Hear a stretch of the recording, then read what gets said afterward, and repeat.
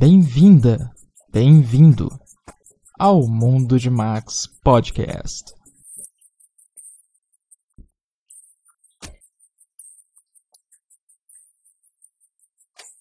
Hey! E aí? Tudo bom? Como prometido, hoje eu vou falar sobre a minha experiência ao assistir Soul, a nova animação da Pixar que não pôde ir para o cinema por conta do que todos nós sabemos, 2020. E já vou começar falando que eu assisti o filme através de uma forma um tanto duvidosa com a ajuda do meu amigo Jack Sparrow. Tô nem aí, se um dia a Disney me patrocinar, aí sim eu assino o streaming deles, porque ô negocinho caro. Espero que você tenha tido uma boa experiência ao assistir, de qualquer forma que seja, e espero que você tenha realmente assistido, porque eu vou dar spoilers do filme todo. Então é isso, chega mais e fica à vontade.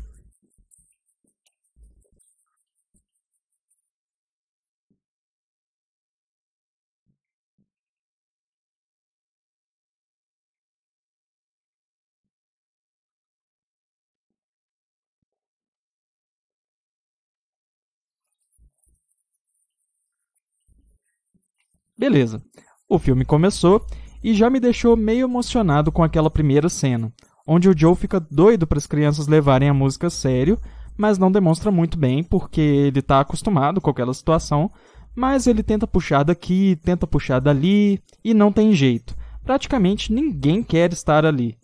Me lembra um pouco as minhas breves experiências dando aula de teatro para crianças e pré-adolescentes, onde eu podia trazer muita coisa legal, fazer muita coisa legal, mas se no dia eles estivessem mais dispersos, não estivessem afim, eu podia esquecer.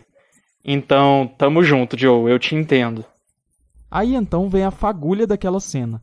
Uma aluna começa a entrar num flow tocando um solo e todo mundo olha pra ela assim meio surpreso. E o Joe fica claramente com um brilho nos olhos por presenciar aquela cena ali. Acho que todo professor se identificou com essa cena um pouco. As outras crianças começam a rir da garota tentando ridicularizar e conseguem. Ela para de tocar. Sério, por que as crianças fazem isso? Mas aí a cena melhora. O Joe chama a atenção deles pela atitude e conta a sua história com a música. Como ele percebeu que queria viver aquilo na vida. E, meu Deus, como essa cena é linda, cara.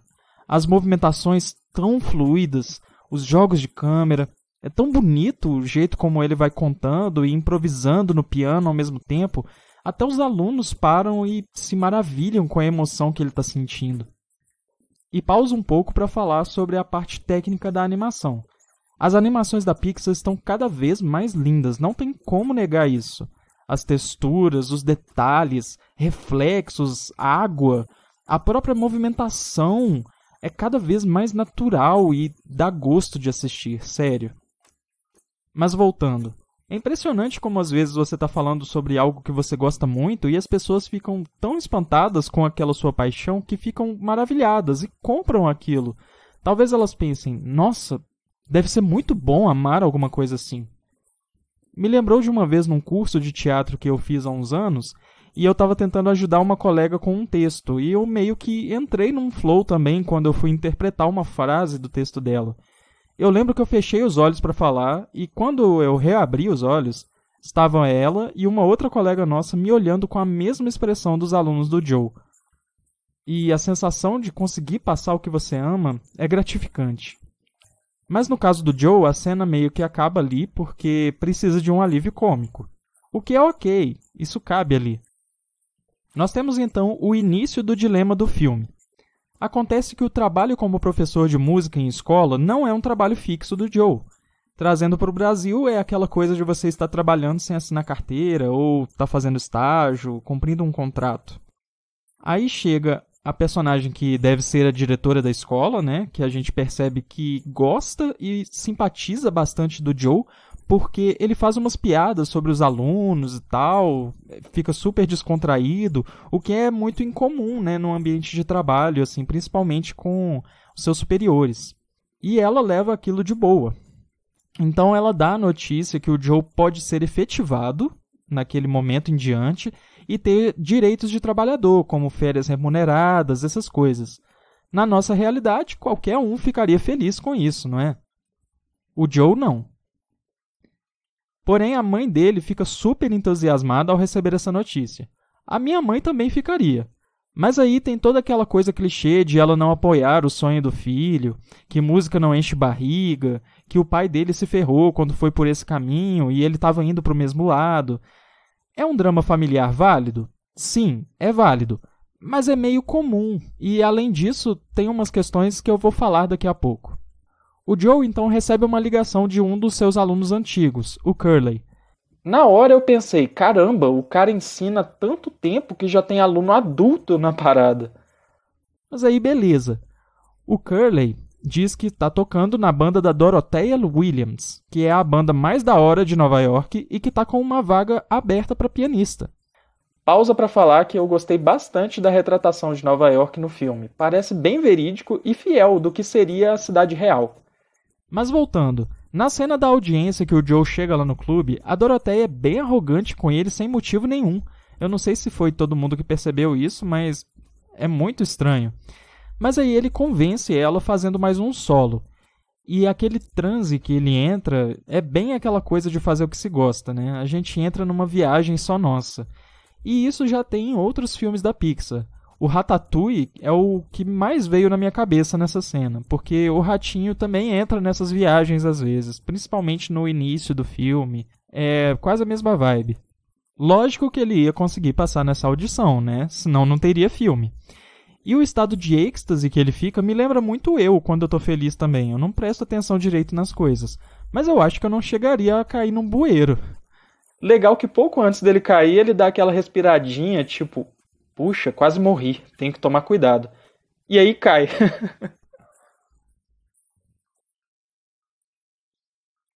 Eu tenho que dizer que eu acho muito fofo o design dos personagens do Mundo das Almas. O Joe em si já tem um design bem amigável e que te dá vontade de abraçar ele. Mas aí eu vi ele em forma de alma e tudo o que eu queria era apertar aquelas bochechas. A reação dele foi a reação que eu teria, com certeza. Mesmo se eu morresse velho, eu não ia querer ir para uma luz que faz um barulhinho de choque quando as outras almas encostam nela. Tipo, parece que as almas que estavam na frente dele fritam quando chegam naquela luz. Um detalhe que vale mencionar é que quando as pessoas morrem no filme, a gente vê elas numa esteira, que poderia significar que você não precisa mais se esforçar muito, você já conseguiu chegar. Só espera, só contempla um pouco a luz que vai te trazer um pouco de paz depois de te fritar. E já no pré-vida, as almas precisam literalmente pular num abismo enorme que vai levar elas para a Terra. Ou seja, é preciso ter uma enorme coragem para viver e você precisa dar esse salto inicial. Eu tenho que falar que eu não simpatizei muito com os Zés, apesar que o nome Zé para tratar seres transcendentais do plano espiritual é maravilhoso. E se você não sabe do que eu estou falando, é porque você provavelmente não viu o filme dublado. E nesse caso, que vergonha! Mas voltando. Zé é um nome excelente porque é muito coisa de mineiro. E eu mesmo tenho usado o tratamento Zé para todo mundo já há muito tempo. A minha frase é sempre, que pega, Zé? Que é, Zé? Uma coisa que eu fiquei pensando também é que, tipo, se o Joe pegou o crachá de mentor do Dr. Borgenson, o que aconteceu com o Dr. Borgenson? Mas beleza, a gente releva porque aí a gente é apresentado para 22, né?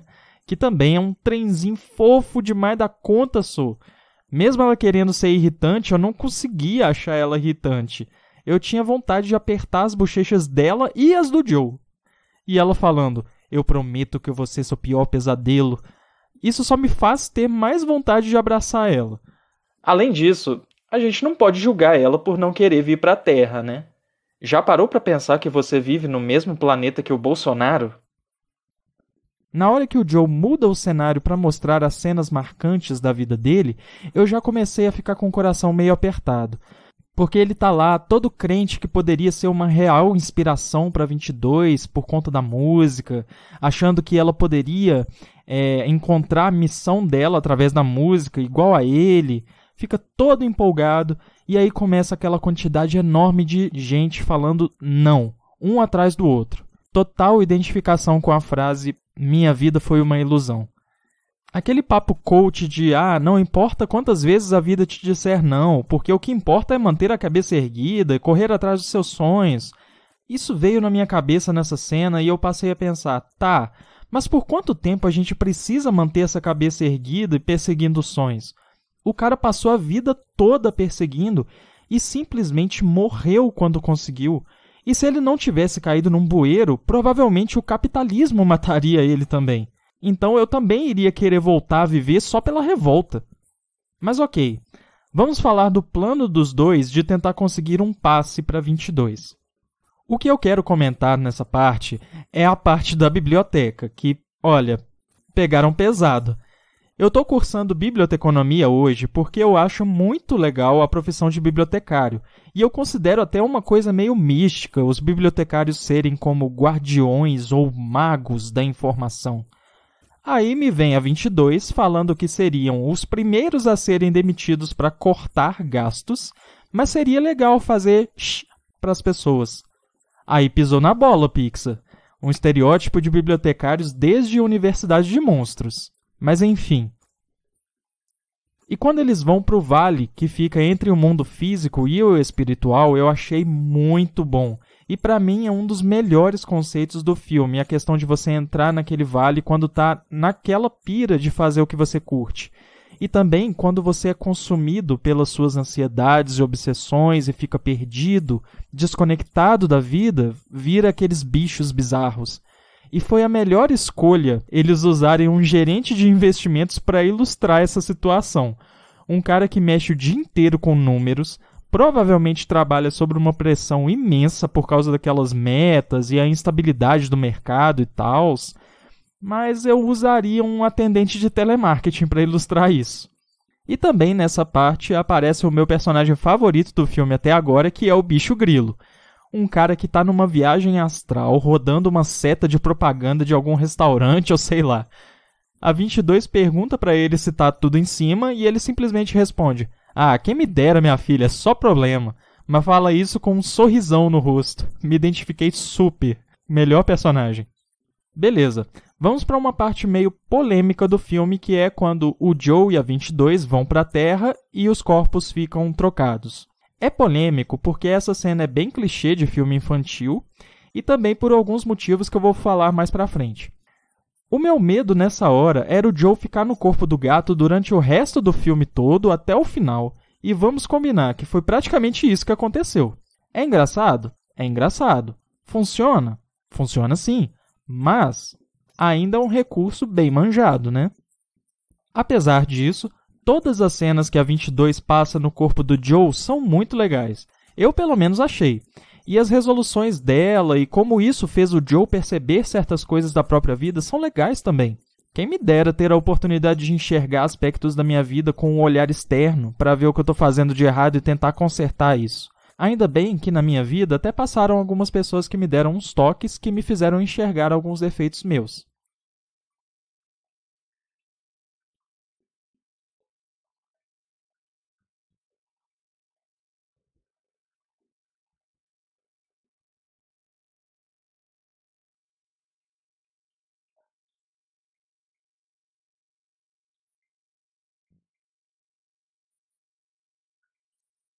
A cena dessa sequência que eu mais gostei foi a cena deles no barbeiro.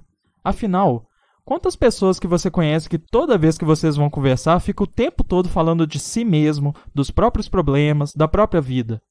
Essas pessoas podem até achar que te conhecem muito bem, mas nunca tiveram muito interesse de saber mais sobre você e nunca demonstram isso também.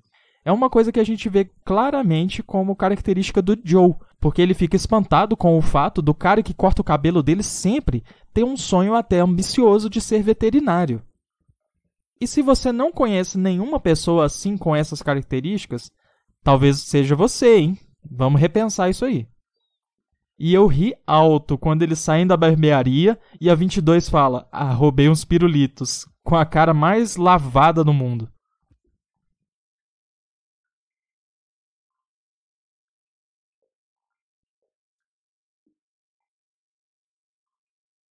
A cena com a mãe do Joe também é muito legal. E um detalhe fantástico é que é a única cena dessa sequência que eles deixam a voz original do Joe para discutir com a mãe. E isso eu achei assim muito inteligente de terem usado, porque traz o personagem de volta para o corpo dele, né? Mas nessa sequência também, nós temos a cena que para mim é a mais problemática do filme. E eu já vou falar sobre ela, segura um pouquinho. Eles são apanhados pelo Terry, e o filme começou a desandar um pouco para mim. Porque o Joe se mostra todo arrogante e egoísta, mesmo depois do que ele passou com a 22. E ele, mais do que ninguém, deveria entender ela naquele momento já, naquela altura do filme. Ela finalmente achou uma motivação para tentar viver, e aquilo não tocou ele de nenhuma forma, nem um pouco. Nem mesmo tudo o que ele conseguiu perceber e até mesmo resolver na própria vida até aquele momento. Ele volta para o próprio corpo junto com o gato, que volta também magicamente, né? Mas tudo bem. E aí vem o grande momento que o Joe estava esperando. E realmente o show é fantástico. É uma outra cena maravilhosa com uma edição sublime, pegando cada momento de destaque do show. Porque os shows de jazz com essa pegada mais improvisada são mais ou menos daquele jeito mesmo. Tem momentos com músicas mais agitadas, seguidos por umas mais calmas e contemplativas, onde cada músico tem o seu momento de destaque. Aliás, não é algo exclusivo do jazz, mas são alguns dos shows mais bonitos que tem. Era o show que ele esperava por toda a sua vida. O grande momento de virada da carreira dele. O momento que iria levar ele ao prestígio dos melhores músicos. E quando acaba, ele ainda se sente vazio. É aquela velha pergunta: o que você vai fazer quando chegar aonde quer sem poder voltar para trás? O diálogo que ele tem com a Doroteia do lado de fora do clube, para mim, é a melhor cena do filme. Vale a pena assistir só por causa dessa cena, que é realmente o ápice. E a gente vê também que a Doroteia não era realmente uma pessoa ruim. Eu, na verdade, já sabia, mas vou falar melhor sobre isso daqui a pouco. A história do peixe, cara... Nós passamos a vida inteira procurando o oceano, mesmo vivendo nele. Como a gente pode discordar disso? E nada melhor para representar o vazio que alguém sente do que estar num transporte público onde literalmente ninguém liga ou se importa com o que você está sentindo. E você tem que se contentar que vai chegar em casa e esse vazio vai dar um tempo. Mas geralmente não acontece, né? Porém, o filme não podia acabar ali. A 22 precisava ser salva. E a cena dele sentado na frente do piano, vendo as coisas que a 22 pegou ao longo da jornada e começando a tocar é tão bonita. Ela poderia ser retirada do filme e virar um curta-metragem por si só, porque é muito bonito. As lembranças dele, das sensações da 22 se misturando com as lembranças da própria vida, me faz até pensar que se eu fosse um pouco mais sensível, eu tinha chorado, com certeza. E aí ele entra de novo naquele transe e vai parar no vale entre o mundo espiritual e o mundo terreno. E vê a 22 sendo consumida. E rola toda aquela cena de resgatar ela dos pensamentos que ficam ruminando e até se personificam. Eu até me arrepiei um pouco porque é mais ou menos daquele jeito mesmo que os pensamentos ruminantes vêm. Você está num vale rodeado de areia escura e essa areia simplesmente do nada se transforma em uma memória que te diminui, te deixa para baixo, te gera mais ansiedade ainda, te deixa mais inseguro e mais preso ainda nesse ciclo. E esses pensamentos que te consomem vão ficando cada vez maiores até que fiquem realmente descontrolados. E isso é muito bem retratado e adaptado. É realmente uma tradução dos sentimentos que eu costumo sentir às vezes. E enquanto eu via, eu não parava de pensar, cara, é exatamente isso que acontece. E quando encontramos a 22 a primeira vez nessa cena, ela está pequenininha. E no final dessa cena ela está gigante, mostrando mais uma vez como essas ansiedades e angústias vão se alimentando elas mesmas. E aí, a única perspectiva de sair disso é com a ajuda externa. E ainda bem que o Joe estava ali. O único amigo que a 22 teve em sua existência de milênios, e mesmo ele tendo sido o gatilho principal que levou ela para aquele estado, ele estava lá para se desculpar através das suas ações. E isso nós podemos pegar como exemplo, porque todo mundo briga, né? Todo mundo faz besteira na vida. Mas o que você faz depois que a besteira está feita? Deixa pra lá? Segue a sua vida e afasta o outro? Ou você assume as consequências dos seus atos e se desculpa, mesmo que nunca mais veja o outro de novo, mesmo que as suas desculpas não sejam aceitas? É um conceito meio clichê também, mas como eu cheguei a comentar com um amigo meu, o clichê em filmes às vezes funciona porque é o que a gente precisa ver. Mas agora que chegamos ao final do filme, eu vou aproveitar para falar dos aspectos que me incomodaram. O final do filme foi um desses aspectos. Tem o clichê dos Zés darem mais uma chance para ele voltar para a Terra, mesmo ele estando pronto para aceitar a morte naquela hora, e esse clichê para mim é ok. Mas tipo, por que ele deveria estar pronto para morrer naquela hora? Simplesmente porque isso é uma coisa nobre? Esse clichê foi o que não funcionou para mim. Mas aí depois piorou um pouco, porque o final aberto como aquele não foi uma coisa boa. Tipo, eu já não tinha curtido muito, porque eu achei que ficou faltando alguma coisa. E aí eu vi alguns vídeos de crítica, até para fazer uma base para esse episódio, e também vi uma opinião de um gringo que eu concordei muito. No vídeo, ele fala que imaginou que talvez o Joe voltaria para a escola e meio que redescobriria o seu propósito sendo professor. E isso porque ele era, de fato, um bom professor. Um ótimo, na verdade.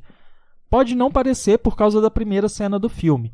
Mas vamos prestar um pouco mais de atenção nos alunos. Quando o Joe está no corpo de gato, no apartamento, e vê a mensagem de voz do Curly, o Curly fala literalmente que as aulas dele eram o que motivavam ele a ir para a escola.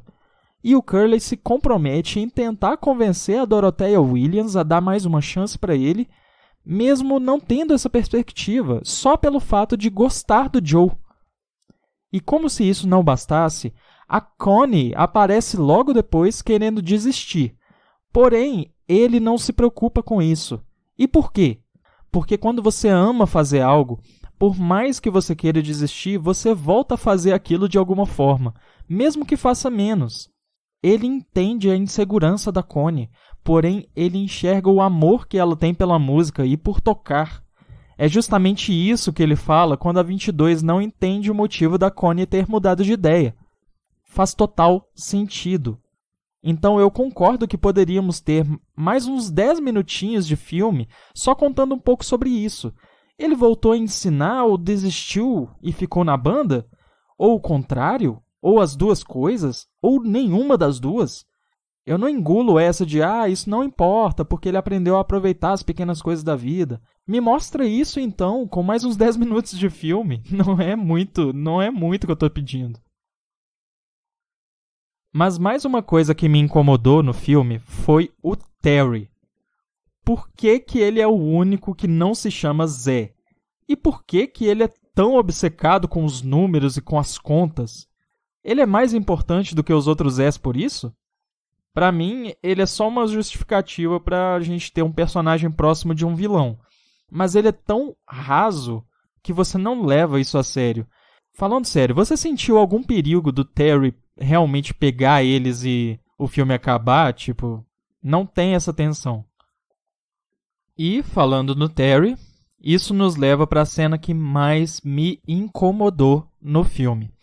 Que foi a cena onde o Terry coloca aquela armadilha no chão e pega o hater do Joe. O cara ficou visivelmente traumatizado para o resto da vida e não tem nenhuma solução para isso. Ele podia dar uma de Homens de Preto, mas não. Já era. Trauma para o resto da vida. E o cara ainda levou uma lição de moral totalmente gratuita para parar de comer comida processada. Tipo, Terry, você tá nos Estados Unidos. Só tem comida processada aí. Aí, essa cena ficou pior pra mim depois que eu vi um outro vídeo de uma moça chamada Brandy Blocker Anderson, do canal The Anti-Racism Academy. Em tradução livre, a Academia Anti-Racismo. Nesse vídeo, ela traz detalhes que claramente eu, como homem branco, não notei. E um desses detalhes é justamente nessa cena.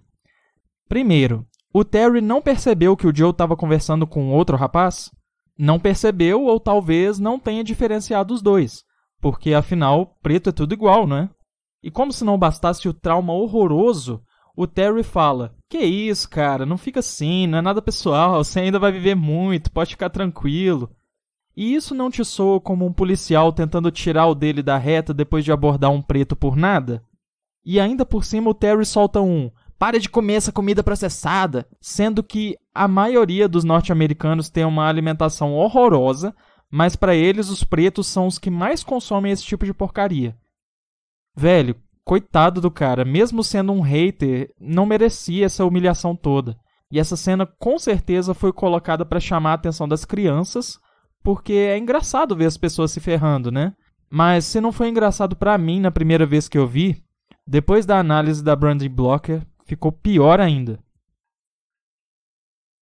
Outro detalhe que a Brandy Blocker comenta no vídeo dela é a questão da troca de corpos. Primeiro, a Pixar me vem trazendo um personagem principal que é preto. E isso é bom, tem que trazer mesmo. Só que ele passa uns 70% do filme ou como alma, ou como um gato vendo a 22 no próprio corpo. E nessa parte, como gato em específico, fica a impressão de que a 22 está meio que vivendo a vida como um homem preto melhor do que o próprio Joe. Foi uma coisa que eu não percebi quando eu assisti o filme. Outro detalhe é sobre a mãe do Joe e também sobre a Dorothea Williams, que são mulheres arrogantes e até maldosos, sem nenhum motivo para isso.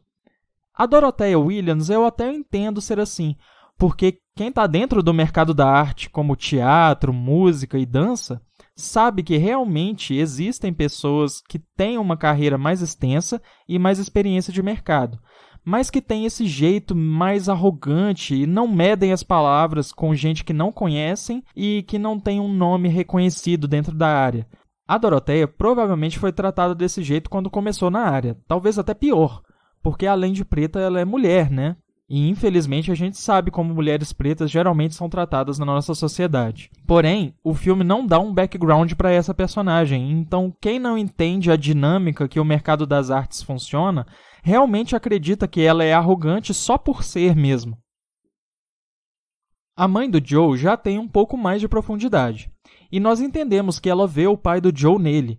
Inclusive, ela fala que enquanto o pai dele ficava perseguindo o sonho lá, ela que colocava comida na mesa, ela que dava duro para não deixar as coisas faltarem.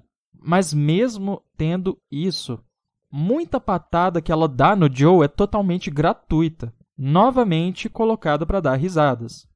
Porque, tipo, tudo bem que o Joe já é um cara velho que está tentando trabalhar com música e não consegue, tentando vivenciar o sonho de infância dele e não consegue também. O único vislumbre que tem é trabalhar efetivo numa escola e é uma coisa que ele não quer. Teoricamente, seria um fracassado, né, no nosso mundo que a gente vive hoje. Mas olha só, ele tem uma casa própria, um apartamento, né, ele mora sozinho, e a única dependência até então que é mostrada no filme é levar as roupas para lavar no trabalho da mãe. É só isso. A gente não vê outra dependência dele. Tipo, se ele morasse no porão da casa da mãe dele, ok, tudo bem, essas patadas. Mas se não tem isso, é realmente muito gratuito. Segundo o vídeo da Brandy Blocker, isso não é por acaso nessas duas personagens, porque cai num tropo chamado mulher negra raivosa, que pelo que eu entendi é um estereótipo de personagem muito usado em Hollywood para causar uma revolta ou um alívio cômico. Foi o primeiro contato que eu tive com esse tropo e eu realmente preciso estudar mais essas questões, porque, como eu disse, são detalhes que eu provavelmente não perceberia. E é por isso que eu estou linkando o vídeo dela nesse episódio e eu peço para você ir lá conferir, porque o que eu estou falando aqui é só uma pincelada do que ela, que é realmente uma especialista no assunto, fala no próprio vídeo. O vídeo está em inglês, mas se você colocar as legendas em inglês e ir traduzindo, você consegue entender, porque não é aquela tradução simultânea, sabe? Não é aquela legenda gerada do YouTube. E quem consegue escutar inglês, né, já tem um inglês mais intermediário, vale a pena mais ainda. Para concluir, então, Eu quero dizer que o filme, apesar dos aspectos que eu listei, vale sim a pena ser assistido. Porém, eu não acho que eu assistiria de novo, porque as lições que eu tinha que pegar, eu já peguei. Pelo menos no momento que eu estava, né? Sabe quando uma criança chega para você e faz uma pergunta que é extremamente complicada de você responder? Aí você fica naquele impasse de, será que eu respondo de uma forma mais branda? Ou será que eu tento distrair esse mini ser humano para que esqueça essa pergunta? A segunda opção nunca dá certo. Mas como responder perguntas como, o que é a morte? Por que a gente precisa trabalhar? Por que a gente precisa casar? Você gosta de trabalhar em tal lugar? Meus 2 sobrinhos já me fizeram esse tipo de pergunta e eu realmente não soube lidar. Mas eu acho que as animações da Pixar ajudam a achar essa forma mais branda de responder essas complexidades. Não é à toa que os adultos também assistam. Eu diria então que esse filme é bom principalmente para assistir em família. Todas as animações da Pixar são, mas esse filme é um caso que funciona melhor quando você está em família.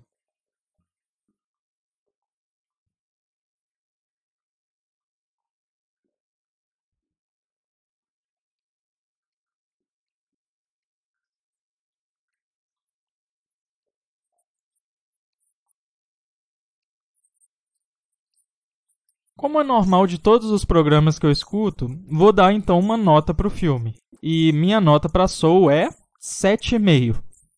Soul é um filme sobre pessoas e aborda a morte para falar sobre o prazer de viver e aproveitar as pequenas coisas.